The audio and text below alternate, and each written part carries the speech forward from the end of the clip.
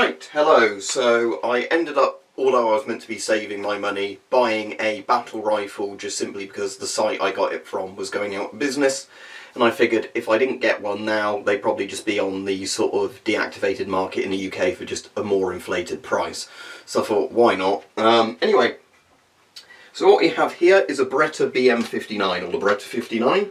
And hopefully I can actually get the camera maybe to pick that up on the back there. So what this is, because I'm sure this looks very familiar to a lot of you, is basically Beretta's version of an M14 or a mag-fed Garand, a bit like the M1A. So they aren't the same gun, they have a different development history, but it all stems back to the M1 Garand, because I'm sure you can definitely see the resemblance to a Garand there. The main difference between this and the Garand, obviously, is you can remove the magazine from this, and it's in 7.62 NATO, not 30-06. So let's just get that snap back in there. There we go. So this was basically the Italian service rifle for a while. I think they tried to export them to a few places, don't know how successfully it was done. But it's quite a nice thing, and it's one of those ones where some American channels that have these along with M14s, you know, M1As and everything, do comparisons between how well they shoot, how reliable they are. Because a lot of people think this was basically a better idea than the M14. From what I understand, again, I've not done loads of research right before this video, so I've probably forgotten some of this. This is closer to a US M1A. So it's quite a cool thing. Obviously, if you like US firearms, because I just noticed that's where the fire selector is. Right, okay. So basically, annoyingly, how this one's deactivated, if I do that, it won't open the action. Same with my M1 carbine. Because it's a similar action to the M1 carbine. So how this works is essentially the BM59 was get an M1 Garand essentially. Again, there'll be things like forgotten weapons that will show you some of the different mechanics in them. But make it magazine fed rather than en bloc, was it clip fed? Because on the original Garand, you'd put your clip in there, basically the clip would load into the internal magazine, then your clip would eject once all the rounds had been fired from it. Which again made it faster to load than a bolt action rifle without a replaceable magazine, but replaceable magazines were definitely the way to go.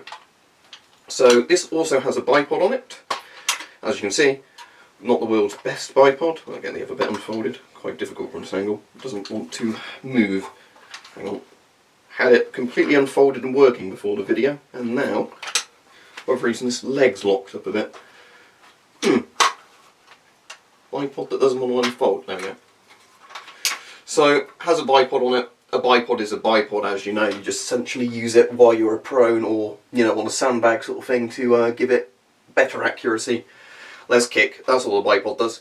The other interesting bit at the front, if I get those to lock in properly, is the grenade launcher bit. So this is connected to the gas system. So the gas system changes, as far as I'm aware, once you flip this up. And then you have your classic sort of grenade launcher sights for aiming with rifle grenades. Because rifle grenades were still pretty popular, you know, in the period these came out. So the main gun, because obviously this is close to the US style gun, the main gun most of the world used for a battle rifle at this point, or at least the free world, the right arm of the free world, was the FAL. Now, how does the Beretta compare to the FAL? Just flip the sight up. I'd definitely say the FAL feels a bit more sleek and sort of streamlined. But both of them, like, it feels like you could control recoil better with the Beretta, but the FAL feels like it would just be handier and less snaggy to sort of, you know, carry it around. But again, if you like all wood furniture firearms, then you probably like the Beretta more. So, as said, here is, just to compare them, an M1 carbine to the Beretta BM59 that gives you kind of an idea between the size difference between a Garand and an M1 carbine. So obviously the M1 carbine is a hell of a lot lighter.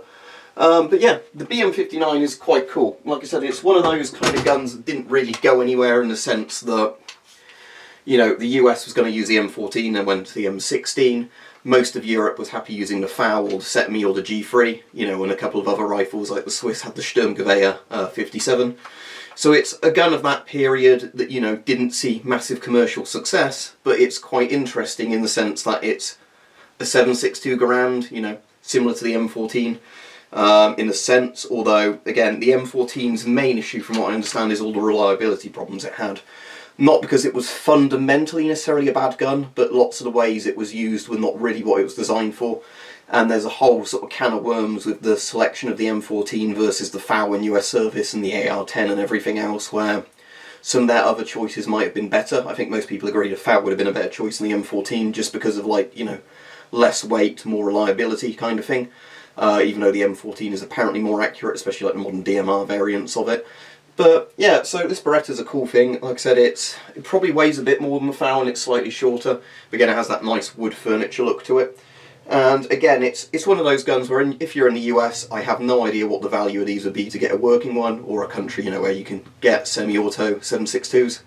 But I imagine it'd be quite a good, nice gun to shoot if you like, you know, M1 Garands and similar, the sort of style rifles.